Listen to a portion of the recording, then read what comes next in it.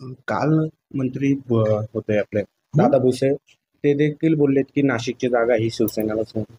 असं आहे की जोपर्यंत ऑफिशियल डिक्लेरेशन होत नाही, अधिकृतरित्या जाहीर होत नाही, तोपर्यंत महायुतीच्या मध्ये असलेल्या प्रत्येक पक्षाला ही जागा मागण्याचा अधिकार आहे. हे एक आहे की ज्या वेळेला अधिकृतरित्या उमेदवाराचं नाव जाहीर होईल त्यावेळेला आम्ही सगळेच, मग शिंदे शिवसेना असेल, अजितदादा पवार NCP गट असेल किंवा भाजप असेल, आम्ही एकत्रित काम करणार आहोत. नाशिकच्या जागा सुटायला एवढा वेळ का लागतोय, काय कारण आहे? नाही, ठीक आहे ना. नाशिकची निवडणूक जी आहे ही महाराष्ट्रामध्ये शेवटच्या टप्प्यात आहे. फॉर्म भरायला सुद्धा 26 एप्रिलच्या पुढे सुरुवात होणार आहे. त्याच्यामुळे इतर ठिकाणचं जे काय आहे तिथल्या वाटाघाटी ताबडतोब आटोपणं, कारण त्यांची काही निवडणुका आता 2 दिवसात आहेत, 2-3 दिवसात त्यांची परत फॉर्म, दुसऱ्या टप्प्यातले फॉर्म भरायचं काम सुरू आहे.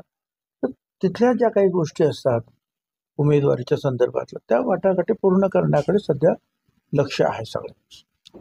हे महायुतीचं सुद्धा आणि महाविकास आघाडीच्या बाबतीत तेच आहे.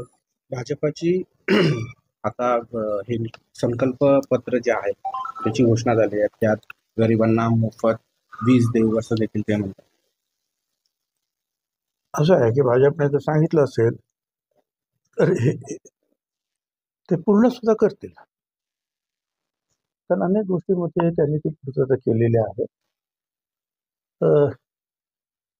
शेतकऱ्यांना सुद्धा जे आहे